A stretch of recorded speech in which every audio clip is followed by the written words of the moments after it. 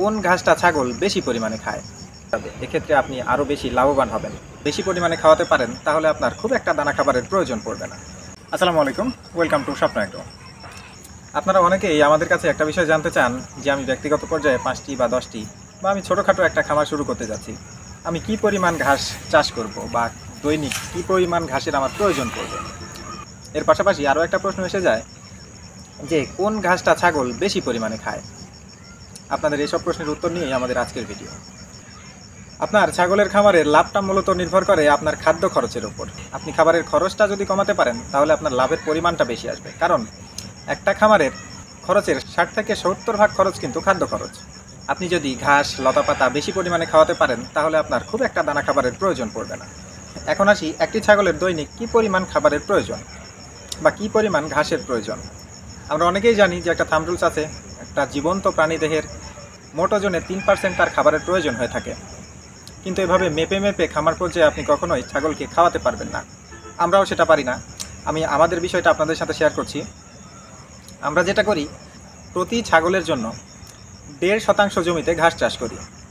আপনার যদি আগাছা পাওয়ার সম্ভাবনা একটু বেশি থাকে, লতা গুল্ম পাওয়ার সম্ভাবনা একটু বেশি থাকে, আপনি এর চেয়ে একটু কম নিতে পারেন। আবার যদি একেবারেই না থাকে, একটু বাড়িয়েও করতে পারেন। আপনাকে একটা বিষয় অবশ্যই মাথায় রাখতে হবে, আমাদের দেশে সব ঋতুতে কিন্তু সমান হারে ঘাস উৎপাদন হয় না। দেখা যায় যে বর্ষায় বেশি পরিমাণ ঘাস উৎপাদন হয়, আবার শীতকালে সেটার উৎপাদন একটু কমে যায়। আপনাকে সারা বছর ঘাসের পর্যাপ্ত যোগান আপনার খামারে রাখতেই হবে। আপনাকে একটা বিষয় অবশ্যই মনে রাখতে হবে যে আপনি নিজে খেতে না পারলেও আপনার ছাগলকে কিন্তু খাওয়াতেই হবে। সুতরাং এই বিষয়ে হিসাব করেই আপনাকে ঘাসের চাষ করতে হবে। আমাদের ক্ষেত্রে আমরা প্রতি ছাগলের জন্য 1.5% জমিতেই ঘাস চাষ করে থাকি। আচ্ছা, এখন পরবর্তী প্রশ্নে আছি, কোন জাতীয় ঘাস ছাগল বেশি পরিমাণে খায়? এক্ষেত্রে আমরা অনেকেই জানি যে ছাগল ব্রাউজার শ্রেণীর প্রাণী।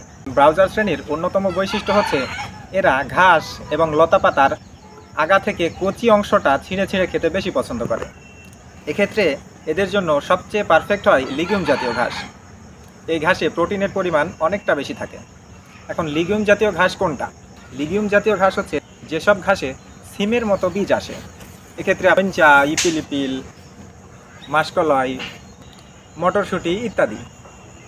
আমাদের দেশে ছাগলের আরও একটি পছন্দের ঘাস হচ্ছে আগাছা জাতীয় ঘাস, অর্থাৎ যেসব ঘাস বুনতে হয় না, চাষ করতে হয় না, লাগাতে হয় না, কোনো কিছুই করতে হয় না, আপনা আপনিই হয়ে ওঠে, যেমন দুর্বা ঘাস, ভাদাল, কলমি, হেলেঞ্চা ইত্যাদি।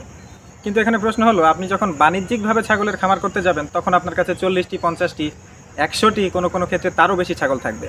আপনি এত বেশি ছাগলের জন্য লিগিউম জাতীয় ঘাস আর আগাছা জাতীয় ঘাস কোথা থেকে সংগ্রহ করবেন? তাছাড়া আমাদের এত বেশি পরিমাণ ঘাসের জমিও থাকে না। এক্ষেত্রে আমরা বিকল্পভাবে আমাদের দেশে বাণিজ্যিকভাবে যেসব ঘাস চাষ করা হয়, যেমন নেপিয়ার, জারা, স্মার্ট নেপিয়ার, পাকচং, জাম্বু, এসব ঘাস আমরা চাষ করতে পারি।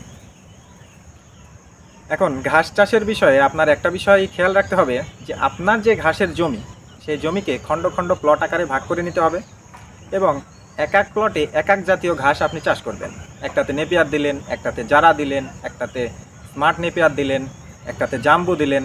এক্ষেত্রে আপনার সুবিধা হবে, ছাগলের রুচির পরিবর্তনটা হবে। আপনি এক এক দিন এক এক জাতীয় ঘাস কাটলেন, ছাগল সেটা মজা করে খাবে। আপনি যদি প্রতিদিন একই জাতীয় ঘাস দেন, দেখা যাচ্ছে ছাগলের রুচির সমস্যা দেখা দেবে, ছাগল ঠিকঠাক খাবে না। যদিও বা ঠিকঠাক খায়, ঠিকঠাক প্রোটিন ও পুষ্টি পাবে না। কারণ হচ্ছে কোনো ঘাসে দেখা যায় যে প্রোটিনের পরিমাণ বেশি, কোনোটাতে কম, কোনোটাতে পানির পরিমাণ বেশি, আবার কোনোটাতে আঁশের পরিমাণ বেশি, আবার কোনো ঘাসে ক্যালোরির পরিমাণ খুবই কম, আবার কোনোটাতে একটু বেশি। এক্ষেত্রে প্রতিদিন যদি আপনি আলাদা আলাদা ঘাস তাদেরকে খেতে দেন, তাদের পুষ্টি মান সব কিছু ঠিক থাকবে। আর আপনার ছাগলের রুচির পরিবর্তনটাও ঠিক মতো হবে। এছাড়াও দেখা যায় আমরা যদি উঁচু জমিতে ঘাসের চাষ করি, সেক্ষেত্রে উঁচু জমির ক্ষেত্রে দুর্বা ঘাস, ভাদাল আপনা আপনিই হয়ে যায় এবং আরও নাম না জানা অনেক ঘাস আপনা আপনি হয়। নিচু জমিতেও কলমি, হেলেঞ্চা জাতীয় অনেক ঘাস হয়, যেসব ঘাসের নাম আমি ব্যক্তিগতভাবে জানি না, আপনারাও হয়তো বা সব ঘাসের নাম জানবেন না। এসব আপনারা কেটে কেটে খাওয়াতে পারেন। এছাড়াও আমাদের দেশে শীতকালীন বিভিন্ন সবজি হয়। শীতকালীন দেখা যাচ্ছে ভুট্টা চাষ করলেন, সেখানে ভুট্টার গাছ কেটে পাতা সংগ্রহ করে খাওয়াতে পারেন।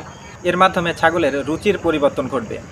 এর পাশাপাশি আপনি গাছের পাতা কেটে খাওয়াতে পারেন। পাতার ক্ষেত্রে দেখা যাচ্ছে কাঁঠাল পাতা, বরই পাতা, ইপিলিপিল, জবা, ছাগললতা ইত্যাদি পাতা আপনারা খাওয়াতে পারেন। এখন কোন ঘাসে কি পরিমাণ প্রোটিন, কোন পাতায় কি পরিমাণ প্রোটিন ও পুষ্টি, এই সব কিছু একই ভিডিওতে বলা সম্ভব নয়। ভিডিওটা অনেক লম্বা হয়ে যাবে। অন্য আরেকটি ভিডিওতে এই বিষয়ে আলোচনা করব। ফিরে আসি মূল কথায়। এর বাইরেও আপনার আশেপাশে রাস্তার ধারে বা ঝোপঝাড় থেকে আপনারা বিভিন্ন লতা গুল্ম সংগ্রহ করে ছাগলকে খাওয়াতে পারেন। এক্ষেত্রেও রুচির পরিবর্তন হবে। তাতে আপনার ছাগল খামারের খাবারের বৈচিত্র্য আসবে এবং আপনি যত বেশি ঘাস লতাপাতা খাইয়ে ছাগলকে পেট ভরাতে পারবেন, তত বেশি আপনার দানা খাবারের প্রয়োজনটা কমে যাবে। এক্ষেত্রে আপনি আরও বেশি লাভবান হবেন। অনেকেই আমাদের কাছে প্রশ্ন করেছেন যে খড় ছাগলকে দৈনিক কতবার খাওয়াবো। তাদের উদ্দেশ্যে একটা কথা বলতে চাই, আমরা কিন্তু ছাগলকে খড় পেট ভরানোর জন্য খাওয়াই না, তাদের রুচির পরিবর্তনের জন্য দিনে একবার সামান্য কিছু খড় খাওয়াই। কারণ বর্তমান বাজারে খড়ের যে পরিমাণ দাম, আপনার লাভ তো করা দূরের কথা, টিকে থাকাই কষ্টকর হবে। আপনি চাইলে খড় খাওয়াতে পারেন, আবার চাইলে সাইলেজ বানিয়েও খাওয়াতে পারেন। সেক্ষেত্রে খরচটা আরও কম হবে। আসলে আমাদের মূল উদ্দেশ্যই হলো আমাদের খামারের খাদ্যের খরচটা কমানো। আজকের মতো এ পর্যন্তই। এতক্ষণ আমাদের সাথে থাকার জন্য ধন্যবাদ। আসসালামু আলাইকুম।